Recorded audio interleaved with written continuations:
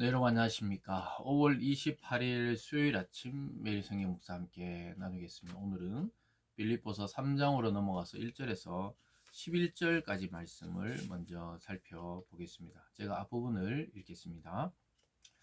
끝으로 나의 형제들아 주 안에서 기뻐하라. 너에게 같은 말을 쓰는 것이 내게는 수고로움이 없고 너에게는 안전하니라. 계들을 삼가고 행악하는 자들을 삼가고 몸을 상해하는 일을 삼가라.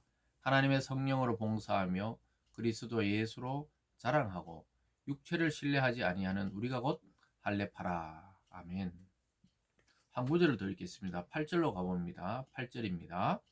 또한 모든 것을 해로 여김은 내 주 그리스도 예수를 아는 지식이 가장 고상하기 때문이라. 내가 그를 위하여 모든 것을 잃어버리고 배설물로 여김은 그리스도를 얻고. 아멘. 오늘 본문의 내용을 중심으로 그리스도 예수를 아는 지식, 그리스도 예수를 아는 지식이라는 제목으로 말씀을 증거하겠습니다. 세상의 사람들은 지식과 지혜를 통해 또 독서나 학문을 통해 고상한 지식을 가지기를 원합니다. 그리고 또 많이 학습을 하고 또 책을 읽고 공부를 하신 분들은 언어라든가 태도라든가 또 여러 가지 예절에서 교양이 있어 보이는 것은 때로는 사실입니다. 그러나 오늘 사도 바울은 최고의 학문이었고 최고의 율법학자고 또 최고의 유대인의 가문에 태어났지만 자기는 그것을 배설물로 이제 여기고 예수 한 분을 아는 지식을 가장 고상한 지식이라고 오늘 증거하고 또 간증하고 주장하고 있습니다. 사랑하는 여러분, 저와 여러분이 이 세상에 살아가면서 여러 가지 습득하고 살아가지만 진짜 우리 영혼과 또 우리의 영생을 좌우할 만한 지식은 별로 없다는 거예요. 세월이 지나면 그 지식이 아무런 가치가 없어지는 경우도 많이 있습니다. 그래서 우리가 가만히 생각해 보면은 예전에는 공중전화라든가 또 일반 가정집에 전화를 많이 보급할 때가 있었죠. 그때는 막 정말 전화 한 대 있으면 대단한 거였죠. 근데 지금은 가정집에 전화가 없는 집도 많아요. 아마 저와 여러분들 집에도 일반 전화가 없는 집이 많을 거예요. 왜냐하면은 각자 전화기를 한 대씩 가지고 있기 때문이죠. 그래서 그때 공중전화나 가정전화를 가지고 있었을 때 지식과 지금 우리가 손에 들고 다니는 이 휴대폰을 사용하는 시대의 지식은 완전히 다른 겁니다. 그리고 언젠가는 아마 이 휴대폰도 점점점 발전해서 뭐 어떻게 변화될지 모르겠어요. 어쨌든 간에 이 세상의 지식과 지혜들은 그 문화나 상황과 역사 속에서 사라지기도 하고 다시 찾기도 하고 그런 경우들이 있지만 예수를 아는 지식, 즉 구원에 이르게 하는 복음에 대해서 아는 지식은 영원한 생명을 주는 지식이기 때문에 사도 바울의 이 고백이 저와 여러분들의 고백이 되어야 하는 것이죠. 다시 한번 8절을 보면 이렇게 이야기합니다. 또한 모든 것을 해로 여김은 내 주 그리스도 예수를 아는 지식이 가장 고상하기 때문이라. 내가 그를 위하여 모든 것을 잃어버리고 배설물로 여김은 그리스도를 얻고 그 안에서 발견되려 함이니. 이렇게 말하고 있습니다. 내가 모든 것을 배설물처럼 즉 다 잃어버리고 버려도 그런 다음에 내 인생 전체를 투자해서 그리스도를 얻는 것이 그 안에서 발견되려 합니다. 이렇게 말하고 있습니다. 아주 이 참 어려운 말 같지만 사실 그리스도 예수 안에 내 인생을 발견하는 것입니다.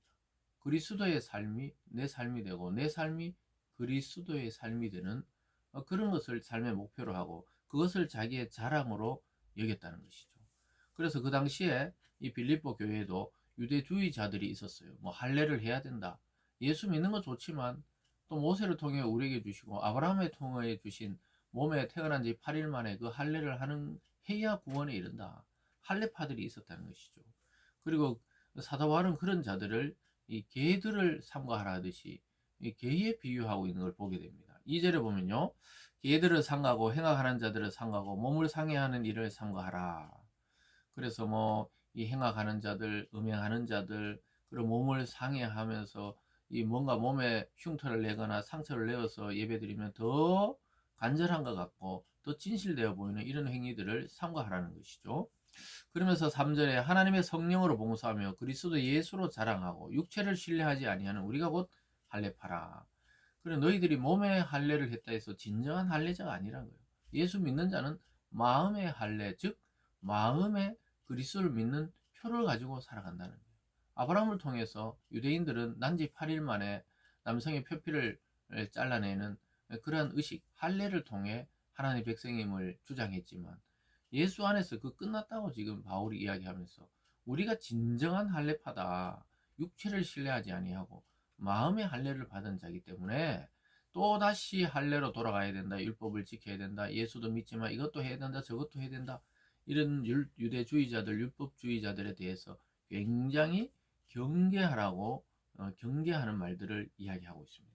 그러면서 자기 자랑은 아까 우리가 읽어드린 그 8절과 9절에서 자기는 그리스도 안에 발견되는 것이 그 안에서 내 정체성을 찾는 것이 목표라고 이야기하고 있으면서 그리스도를 자랑하고 있습니다. 그러나 그러기 전에 사도 바울도 그랬다는 거예요. 자기가 육체를 자랑했다는 게 가문과 학벌과 명예와 부와 세상의 지위를 자랑하는데 정말 자랑하려면 내가 자랑할 만한 것이 옛날에 더 많았다. 이렇게 말하죠. 4절입니다. 그러나 나도 육체를 신뢰할 만한 자면 만일 누구든지 다른 이가 육체를 신뢰할 것이 있는 줄로 생각하면 나는 더욱 그러하리라. 나는 8일 만에 할례를 받고 이스라엘 족속이요 베냐민 지파요 히브리인 중에 히브리인이요 율법으로는 바리새인의 세인이요 일심으로는 교회를 박해하고 율법의 의로는 흠이 없는 자라. 내가 옛날 헛된 자랑에 빠져 있을 때 너희들도 알지 않느냐. 나는 최고의 율법학자 가마리엘 문화에서 배웠고 그리고 히브리인 중에 히브리다. 나는 어머니 아버지 전부 혈통이 유대인이란 거죠. 히브리. 그리고 할례를 받았다. 나 8일 만에 응? 아브라함의 그 율법을 따라 할례도 받았고 이스라엘 족속이었고 또 얼마나 열심히 했냐면 예수 믿는 자 즉 교회를 박해하고 스데반이 죽을 때 증인이 될 만하게 그렇게 유대교의 열심주의자였고 또 적극적으로 기독교를 박해하고 예수를 박해하던 사람이고 율법의 의로도 나는 흠이 없이 율법을 다 지켜왔다. 그런데 그것이 뭐라고요? 바울의 과거의 그 일들은 그리스도 안에서 보니까 배설물로 여겨도 될 정도로 고상한 것이 아니었다는 거예요. 그걸로 자기 자랑하고 남을 판단하고 남을 업신여기는 그런 오히려 자기 학문과 학벌과 가문이 자기 자랑이 되면서 오히려 율법의 정신은 사랑의 정신은 없고 남을 비판하고 판단하고 정죄하고 깔아뭉개고 이런 것이 되어버리고 하나님의 이름으로 예수 믿는 자를 죽여버리는 그런 무서운 사상이 되어버렸다고 이야기하고 있습니다. 그러면서 7절부터 다시 보면요. 그러나 무엇이든지 내게 유익하던 것을 내가 그리스도를 위해 다 해로 여길 뿐더러 자기가 그렇게 좋아했던 것들, 학문들과 자랑했던 것들이 예수님 만나게 보면은 이게 전부 해로 여겼다는 해로. 더 나아가서는 배설물로 여겼다는 거예요. 왜냐? 예수 그리스도 그분을 아는 지식이 가장 고상하고 가장 영광스럽기 때문이라는 거예요. 예수가 누군지 연구한 거죠. 구약을 통해서 그 주인공이신 예수가 누군지 그를 아는 지식이 가장 고상하다는 거예요. 그래서 우리가 세상에 좋은 것들이 많지만 다 변하고 지나가고 없어질 지식과 또 그 순간에 필요한 일들일 수 있습니다. 그러나 예수는 영원히 우리를 생명으로 인도하시는 분이기 때문에 그를 알아야 돼요. 그래서 예수 안에 내 인생이 발견되어야 됩니다. 예수님을 잘 바라보고 묵상했더니 그 속에 내가 포함되어 있었다는 사실을 깨달아야 합니다. 그리스도가 이 땅에 오실 때 나도 왔고 그리스도가 자랄 때 나도 자라고 그리스도가 복음을 전할 때 나도 전하고 그리스도가 핍박받고 십자가에 못 박힐 때 나도 거기 같이 달렸구나. 그리스도가 무덤에 들어갈 때 나도 무덤에 들어갔었고 그리스도가 살아날 때 나도 그의 부활과 묶여서 함께 살아났구나. 그리스도가 영광 받을 때 나도 영광 받는 거구나. 여러분 이 눈을 떠야 되는 거예요. 그러면 세상에 어떤 명예나 권세나 부가 부럽지 않아요. 그리고 그런 것이 있더라도 없는 것처럼 여기면서 살아갈 수 있는 그런 자가 되는 것이죠. 그래서 그리스도를 깊이 묵상하고 바라볼 때 나 자신의 정체성이 명확해지고 정확해지고 세상 사는 것이 두렵지 않고 오히려 평안을 누리게 되는 것이죠. 사도 바울이 이것을 적고 있을 때 가장 핍박이 심한 감옥 속에서 이 말을 하고 있는 거예요. 아까 1절에서 주 안에서 기뻐하라 이렇게 이야기하는 거죠. 그래서 우리가 그리스도 안에 있는 자는 내 환경과 여건과 또 내 건강과 또는 건강치 않음과 상관없이 기뻐한다고 말씀하고 있습니다. 그래서 그리스도 예수를 아는 지식이 얼마나 고상하냐면요. 계속해서 이렇게 말하죠. 9절 중간에 보면 오직 그리스도를 믿음으로 말미암은 것이니 곧 믿음으로 하나님께로부터 난 의라 내가 그리스도와 그의 부활의 권능과 그 고난의 참여함을 알고자 하여 그의 죽으심을 본받아 어떻게 해서든지 죽은 자 가운데 부활에 이르려 하노니. 우리의 마지막 소원 그리스도와 함께 부활이죠. 그와 함께 죽으심을 본받는 이유가 왜 그렇습니까? 그와 함께 부활되기 때문이죠. 조금 전에 설명해 드린 대로 그리스도의 인생이 그 속에서 내 인생을 발견하고 찾는 것이죠. 그럴 때 우리는 마지막이 부활이거든요. 그래서 사도 바울도 죽은 가운데 부활을 이루려 한다. 어떻게 해서든지 그 마지막 소망이 그거라는 거예요.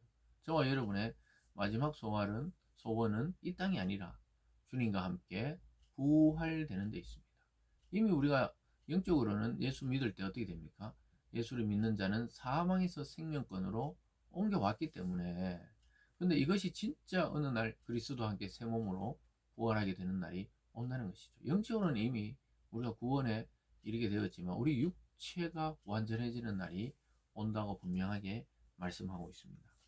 사랑하는 여러분, 제발 헛된 세상의 자랑을 버리시고 오직 예수 그리스도를 아는 지식과 믿음으로 나아가서 하루하루 오늘 사도 바울의 고백처럼 기뻐하며 승리하는 우리들이 되기를 원합니다. 기도하겠습니다. 사랑의 하나님 아버지, 예수 그리스도를 아는 지식이 가장 복되고 고상하다고 고백할 수 있는 우리들이 되게 하여 주시고 정말 그리스도와 함께 이 땅에서 고난받고 또 그리스도와 함께 영광의 부활로 살아남을 소망하며 믿음으로 살아가서 모든 일에 승리하는 저희들 다 되게 하여 주시옵소서. 감사드리며 예수님 이름으로 기도드리옵나이다. 아멘.